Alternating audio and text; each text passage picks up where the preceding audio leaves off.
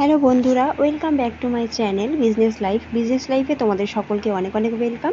তো এখন বাজে সকাল 8:30। সকাল 8:30টার সময় প্রত্যেক দিন দীপক সবজি নিয়ে বেরোয়, আর হাট থেকে আজকে কী কী সবজি নিয়ে এসেছি সেটা তোমাদেরকে দেখাবে, আর কোন সবজিটা কী দামে বিক্রি করছে সেটা তোমাদেরকে আজকে বলবে।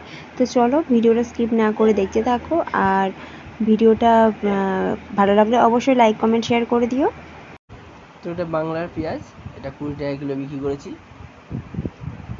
এটাকে কিন্তু আমরা গুঁড়ি কচু বলি, অনেকে আবার গাটি কচুও বলে। দারুণ টেস্টি, চিংড়ি মাছ দিয়ে অসাধারণ যায়। দামটা কত? এটা 60 টাকা কিলো বিক্রি করেছি আজকে। এটা 60 টাকা করে বিক্রি করেছে। আর এটা হচ্ছে সাদা পটল, সাদা পটল বলে এটাকে। দামটা কত ছিল বিক্রি? সাদা পটল আছে 20 টাকা কিলো বিক্রি করেছি। মাত্র 20 টাকা কেজি। সেল 20 টাকা কেজি। এটা হচ্ছে বাঁধাকপি, এটা তো তোমরা সবাই চেনো, মানে বেশিরভাগ মানুষই চেনে। বাঁধাকপিগুলো এত টাইট ছিল তাই হাতে তুলে তুলে দেখাচ্ছিলাম আজকে। এটা 30 টাকা কিলো বিক্রি করেছি বাঁধাকপিটা। এটা কিন্তু উচ্ছে, বাঁধাকপির পাশে যেটা দেখছো এটা উচ্ছে না, করলা। সরি, এটা করলা। করলা। উচ্ছেও বলে অনেকে, কিন্তু অনেকে জানে না। উচ্ছে ছোট হয় আর করলা বড় হয়। এটা বড়, উচ্ছে কিন্তু এর থেকেও ছোট, একদম ছোট ছোট। আর উচ্ছে আর করলার টেস্ট একটু আলাদা পাবে তোমরা। এটা আজকে আমি 50 টাকা কিলো উচ্ছে বিক্রি করেছি। এটা কি বলো তো বন্ধুরা, এটা হলো কাঁচা আম। এখন কাঁচা আমের ডিমান্ড কিন্তু অনেক বেশি, তাই জন্য এই কাঁচা আমের এখন দামটা সেই হিসেবে বেশি, কারণ একটা সময় 10 টাকা কেজিও বিক্রি করেছিল, তাই না? হ্যাঁ, এখন 40 টাকা কিলো বিক্রি করেছি আজকে। সেই তুলনায় পাকা আম কিন্তু 100 ছাড়িয়ে গেছে। 120 টাকা কাঁচা মানে পাকা আম। এটা আমরা প্রত্যেকটা কাস্টমার ও সবজি নিয়ে বেরিয়ে যাওয়ার পর দোকানে এসে যেভাবে টক জিনিস আনতে বলো বলতো, তাই বাধ্য হয়েও আমরা নিয়ে চলে এসেছি। কত করে বিক্রি করেছো? আমরা 40 টাকা বিক্রি করেছি। এটা হলো টমেটো, এটা ব্যাঙ্গালোরের টমেটো। এটার দাম পুরো প্রচুর হাই। এত কম এনেছো কেন টমেটো? এখন কি বলতো, বাজারটা খুব ভালো নেই, কেন ভোটের রেজাল্টের জন্য অনেকে পেমেন্টটা আটকে দিয়েছে, তার জন্য কম সবজি করে নিয়ে এসেছি। আচ্ছা।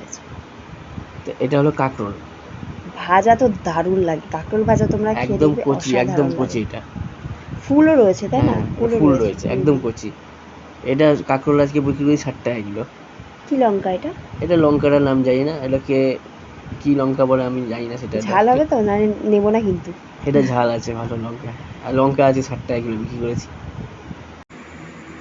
তো এখনও সবজি দেখানো হয়ে গেছে, কী কী সবজি নিয়েছে। ও এখন যা যা বকবক করছে আমি নিজেও বলতে পারছি না ও কী কী বকবক করছে, তবে হ্যাঁ, ও এখন সবজি নিয়ে বেরোবে আমি সেটা জানি। লঙ্কা নিয়ে এখনও বকবক করে যাচ্ছে, কিন্তু কখন যে লঙ্কা পেরিয়ে গেছে ও নিজেও বুঝতে পারেনি।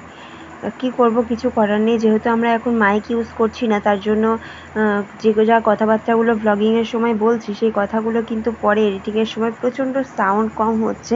এর থেকে কীভাবে বেরোবো বুঝতে পারছি না, মানে এই প্রবলেমটা সলভ করব কীভাবে, সেটা যদি কেউ জেনে থাকো অবশ্যই কমেন্ট করো।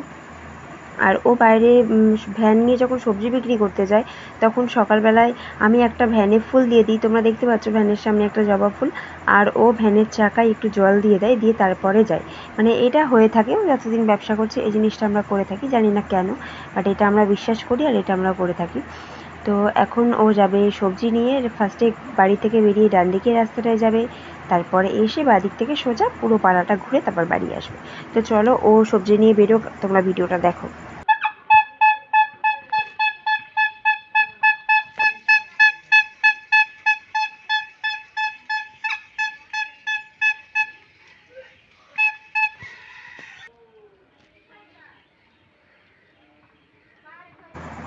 তো আমাদের বাড়ি থেকে বেরিয়ে ডান দিকের রাস্তা দিয়ে সবজি বিক্রি করে প্রায় 15 মিনিট পর দীপক দাস উদয় হলো আমার দোকানের সামনে। এসেই তার ডিমান্ড হচ্ছে 500 টাকা চেঞ্জ করে দাও। 500 টাকার নাম করে মিনিমাম 1.5 থেকে 2,000 টাকার মতো খুচরো আমার ক্যাশ বক্স একদম ঘাটিয়ে নিয়ে, পুরো কুড়িয়ে নিয়ে সব টাকা পয়সা নিয়ে চলে গেল। আর আমি এদিকে দোকানের সমস্ত যে 20 টাকার মাল নিতে আসছে তাকে আমি বলছি তুমি পরে দিও, কারণ আমার কাছে খুচরো নেই। যে 2 টাকা নিতে আসছে পরে দিও, 50 টাকা নিতে আসছে জিনিসপত্র দিয়ে দিচ্ছি, টাকাগুলো বাদিয়ে রেখে দিয়েছি পরে দিও করে। এরকম করলে তো চলবে না। আমার দোকানের একটা ছোট্ট রুলস আছে, সেই রুলসটা আমি দোকানের ব্লগে শেয়ার করব। আর এখনই উনি আমার সবজিগুলো দিচ্ছে, আমি একটা বাঁধাকপি নিলাম আর 4টে টমেটো, একটু কাঁচা লঙ্কা নিলাম। তো তো এই দিদিভাই বাড়ির পাশের বাড়ি, ওই দিদিভাই সবজি নিতে আসছে। আমি আগে দিদিভাইকে বলে দিলাম, দিদিভাই ভিডিও হচ্ছে, কিন্তু অনেকের আবার সমস্যা হয় যে ভিডিওতে আমাকে নেবে না, তাকে নেবে না, সেই জন্য বলে দিলাম দিদিভাই ভিডিও হচ্ছে। পরে বলতে পারবে না যে বৌদি আগে বলো নি ভিডিও কেন করছো, তার জন্য আমি আগেভাগেই বলে দিয়েছি ভিডিও হচ্ছে, সবজি নিলে নাও, তা নাহলে আমার ভিডিও করা যখন শেষ হবে তখন তুমি সবজি নেবে।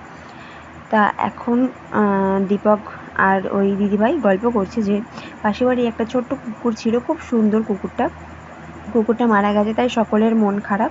এই নিয়ে দিদি আলোচনা করছে। দিদি ভুরুকোচকে দেখছে যে মোবাইল নিয়ে আমি মোবাইলটা মাথার ওপর তুলে কি করছি। তো চলো বন্ধুরা, তোমরা ভিডিওটা দেখতে থাকো। আর দিদি কি গল্প করছে খুব দুঃখিত, সেটা তোমাদেরকে শোনাতে পারলাম না, তার কারণ আমার কাছে মাইক নেই। একটা মাইকের আগে ব্যবস্থা করি, তারপরে কে কী গল্প করছি সবটা তোমাদের সাথে শেয়ার করব। আর এখন আমার আজকের ব্লগ এই পর্যন্ত। আই হোপ তোমাদের খুব ভালো লাগবে আজকের ব্লগ। আর যদি ভালো না লাগে একটা কমেন্ট করে দেবে যে ভিডিও ভালো হয়নি, তাহলে নেক্সট টাইম আরও ভালো করে ভিডিও করার চেষ্টা করব। আমার ভিডিও এখানেই আমি আজকের মতো শেষ করলাম।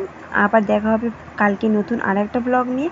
আর একটা কথা তোমাদের সাথে শেয়ার করি, সেটা হলো যে আমি একদিন দোকানের ব্লগ দেবো আর একদিন সবজির ব্লগ দেবো। Tata, bye bye.